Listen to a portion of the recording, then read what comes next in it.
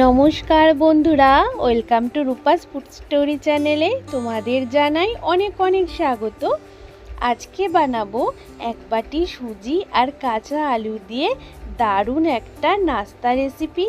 এটা তোমরা সকাল বিকেল সন্ধে যখন খুশি বানিয়ে খেতে পারো। খেতে কিন্তু দারুণ টেস্টি হয় এবং ভীষণ একটা হেলদি রেসিপি।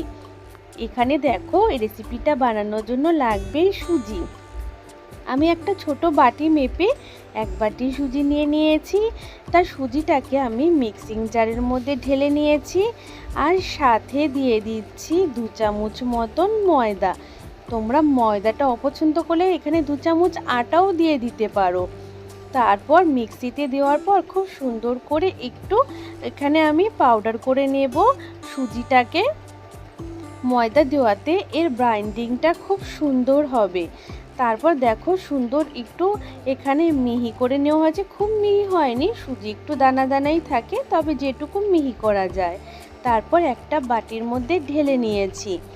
আর এদিকে আমাদের লাগবে কাঁচা আলু। আমি একটা বড় সাইজের কাঁচা আলুকে দেখো ছোট ছোট টুকরো করে নিয়েছি আর খুব ভালো করে ধুয়ে পরিষ্কার করে রেখেছি। এবার ওই মিক্সিং জারের মধ্যে কাঁচা আলুটা দিয়ে দিয়েছি। সাথে দিয়ে দেব ছোট ছোট 2 টুকরো মতন আদা, দিয়ে দিয়েছি 2টো কাঁচা লঙ্কা। ঝাল বেশি খেতে পছন্দ করলে লঙ্কাটা একটু বাড়িয়ে দিতে পারো। দিয়ে দিলাম স্বাদ অনুযায়ী লবণ, দিয়ে দিচ্ছি একটু গোটা জিরে, সামান্য একটুই দেবে গোটা জিরে। তারপর যেই বাটি মেপে সুজি নিয়েছি সেই বাটি মেপেই আমি এক বাটির মতন টক দই এখানে দিয়ে দিয়েছি।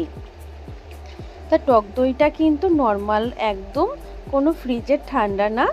তারপর দেখো, মিক্সি ঢাকনা বন্ধ করে খুব সুন্দর পেস্ট করে নিয়েছি।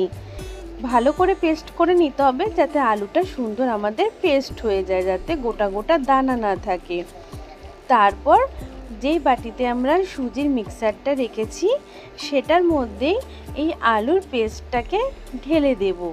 তারপর সুজির সাথে খুব সুন্দর করে ভালো করে আমাদের মিশিয়ে নিতে হবে। দেখো, আমি একটা হাতা দিয়ে কিন্তু খুব সুন্দর করে ভালো করে মিশিয়ে নিচ্ছি, যাতে সমস্ত সুজির সাথে আমাদের আলুর পেস্টটা খুব সুন্দর করে মাখা হয়।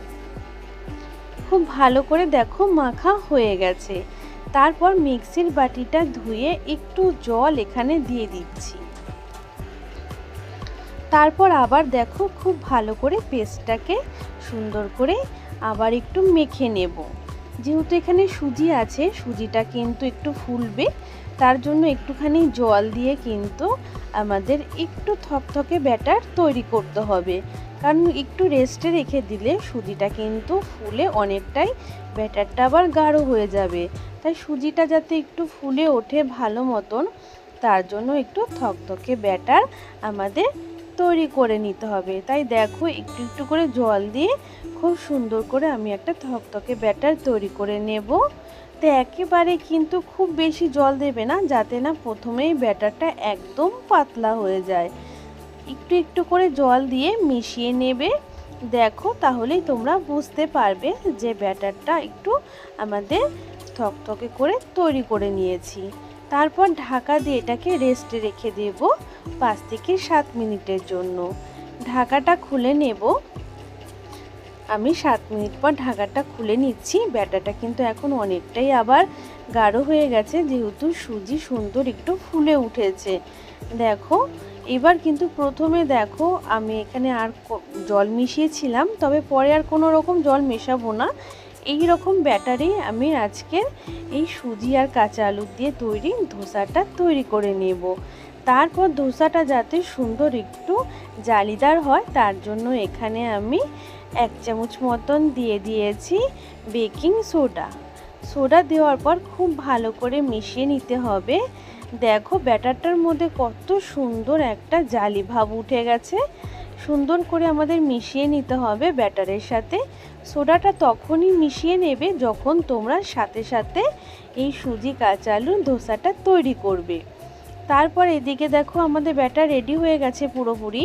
তা কড়াইতে আমি হালকা করে ব্রাশ দিয়ে একটু তেল ব্রাশ করে নিয়েছি কড়াইয়ের মধ্যে।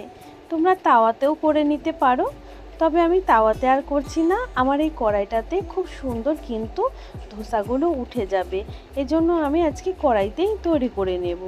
1 হাতা মতন ব্যাটার এখানে দিয়ে দিয়েছি, আর গ্যাসের ফ্লেমটা অবশ্যই মিডিয়ামে রাখবে। তারপর ধোসা যেইভাবে ছড়িয়ে নেওয়া হয়, হাতার পেছনটা দিয়ে সুন্দর করে এইভাবে একটু ছড়িয়ে দেবে, তাহলেই দেখবে খুব সুন্দর করে কিন্তু আমাদের ব্যাটারটা ছড়ানো হয়ে যাবে।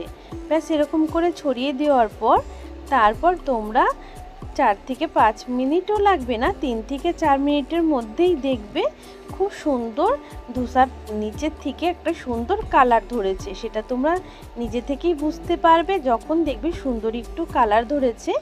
ওপর থেকে একটু হালকা আবার তেল ব্রাশ করে নেবে, তাহলে ধোসাটা কিন্তু খুব সুন্দর একটা মুচমুচে ভাবও আসবে এবং ওপরটা দেখতেও কিন্তু খুব সুন্দর হবে। এইভাবে আমি আরেকটা ধোসা আমি তৈরি করে নেব। আবার একটু হালকা করে তেল ব্রাশ করে নিয়েছি, কিন্তু কোনো রকম কিন্তু বেশি তেল কিন্তু কড়াইতে নেই, সেটা বন্ধুরা তোমরা দেখেই বুঝতে পারছো। তারপর আবার 1 হাতা ব্যাটার নিয়ে সুন্দর করে কিন্তু এইভাবে ঘুরিয়ে ঘুরিয়ে একটু গোল রাউন্ড শেপ করে নেবে, তাহলে কিন্তু খুব সুন্দর একটা শেপ চলে আসবে। এইভাবে করে নেওয়ার পর আবারও আমরা 3 থেকে 4 মিনিট একটু অপেক্ষা করব। তারপর দেখবি সুন্দর নিচের থেকে কালার ধরে এসেছে। তারপর ওপর থেকে আবার একটু তেল হালকা করে ব্রাশ করে দিচ্ছি। এই যে জালিগুলো হয়েছে, জালি দিয়ে কিন্তু নিচ পর্যন্ত তেলটা পৌঁছে যাবে, আর খুব সুন্দর একটা খাস্তা ধোসা কিন্তু তৈরি হবে। আর এগুলো গরম গরম খেতে কিন্তু বন্ধুরা অসাধারণ লাগে। তোমরা যখন খুশি এটা বানিয়ে খেতে পারো, খেতে কিন্তু দারুণ টেস্টি হয়। একবার হলেও বাড়িতে বানিয়ে খেয়ে দেখো, খুব ভালো লাগবে। সকাল বিকেল সন্ধে ব্রেকফাস্টে কিংবা তোমরা বাচ্চাদের টিফিনেও তৈরি করে দিতে পারো, বা লাঞ্চ বক্সেও এটা দিতে পারো। দেখো দেখতে কত সুন্দর আর একটা জালি ভাব হয়েছে, দেখেই কিন্তু কতটা সুন্দর লাগছে। আর ধোসাগুলো কিন্তু গরম গরম খেতে কিন্তু অসাধারণ লাগে, আর ঠান্ডা হয়ে যাওয়ার পরও কিন্তু এটা বেশ সুন্দর সফট এবং নরম থাকবে।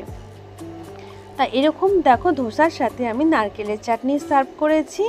তাই এই নারকেলের চাটনিটা যদি তোমরা দেখতে চাও কিভাবে তৈরি করেছি, সেটার লিংক আমি ডেসক্রিপশান বক্সে দিয়ে রাখবো, সেখানে গিয়ে তোমরা দেখে নিতে পারো।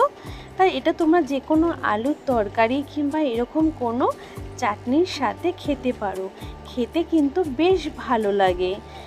আশা করছি বন্ধুরা আজকের ভিডিওটা নিশ্চয়ই তোমাদের কাছে খুব ভালো লাগবে।